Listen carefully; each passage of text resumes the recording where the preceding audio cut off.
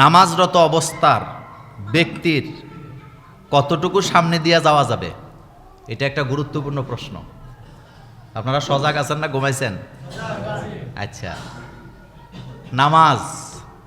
নামাজের সামনে দিয়া যাওয়া এটা ছোট গুনাহ না বড় গুনাহ?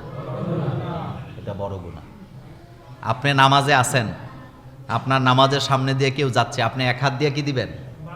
বাধা দিবেন, যাইতে দিবেন না। 2 নম্বর কথা হলো, এই প্রশ্ন যেটা মূলত করছে, একজন নামাজির সামনে তার কদ্দুর সামনে, এটা হলো গুরুত্বপূর্ণ কথা। এই যে মুসল্লি দাঁড়াইলো, একটা লোক ওই পেছনে দাঁড়াইছে, তো এই সামনে যা আছে মসজিদ পুরাটা কি ওনার না? এক কাতার। এই যে বলেন কয় কাতার? আপনি যেখানে দাঁড়াইছেন, আপনি রুকু সেজদা দিতে যতটুক লাগে কাতার, এটা আপনার, বাকিটা আপনার না। এর পরে সামনে দিয়ে গেলে কোনো গুনাহ হবে না। এখন আমাদের দেশের লোকেরা যখন হজ করতে যায় অথবা উমরা করতে যায়, তখন দেখে যে মসজিদে হেরামে অথবা মসজিদে নববীতে এত গ্যাদারিং মানুষ, এই জিনিসটা মানে বাচ্চা চলতে পারে না। আচ্ছা বলেন তো, কাবাগরের ভিতরে যখন আমরা নামাজ পড়তে ঢুকি, যেমন আমরা বাংলাদেশে নামাজ পড়তেছি জুমুরের থেকে, আজকে আমাদের ক্যাবলা কোন দিকে? কিন্তু কাবাগরে হেরামের ভিতরে যখন ঢুকেন তখন ক্যাবলা কোন দিকে? এই তো কথা কয় না, তখন আর ক্যাবলা আসেনি? পূর্ব পশ্চিম উত্তর দক্ষিণ আর কিছু আসেনি? নাই। হেরামের সাথে সবকিছু মিলেন না। তবে হ্যাঁ, নামাজের সামনে দিয়ে হাঁটা যাবে না, এটা মারাত্মক অপরাধ, মারাত্মক অপরাধ।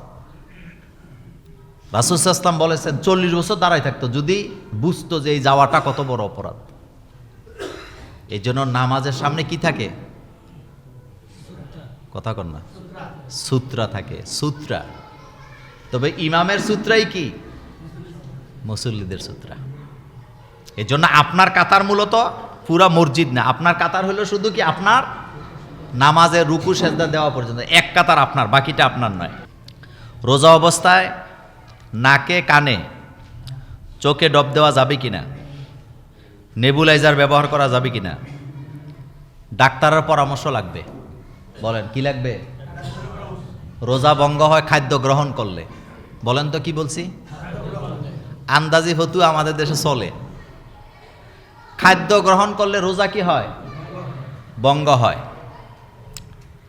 কিন্তু একটা লোক এতটা অসুস্থ, নেবুলাইজার নেওয়া ছাড়া আর কোনো উপায় নাই, ডাক্তার যদি এ কথা বলে তার রোজা ভাঙবে না। একটা লোক এতটা অসুস্থ যে তাকে এখন এটার কি কয়, হ্যাঁ, এটা নেওয়া ছাড়া তার কি নাই, উপায় নাই। ডাক্তারের পরামর্শটা রমজানের রোজাদারের জন্য গুরুত্বপূর্ণ বেশি। এখানে হুজুরের ফতুয়ার চাইতে পাওয়ার বেশি কার? কারণ ডাক্তার জানে কোনটা তার জন্য ক্ষতিকর। ডাক্তার যদি বলে তাকে নেবুলাইজার নিতে হবে, স্প্রে করতে হবে, করতে পারবেন, রোজা ভাঙবে না। কিন্তু অনেকে এটা নেয় না, ইচ্ছা করে নেয় না। খাদ্য গ্রহণ করলে কি হয়? রোজা ভেঙে যায়। এগুলা খাদ্যের মধ্যে পড়ে না, এটা ঔষধ, এটা গ্যাস, এটা কি? আরেকটা হলো, আপনি যদি খাদ্য নালী দিয়া কতগুলা ট্যাবলেট গিলে ফেলেন তাহলে কিন্তু রোজা ভেঙে যাবে। এটা আবার ভুল বুঝছেন না।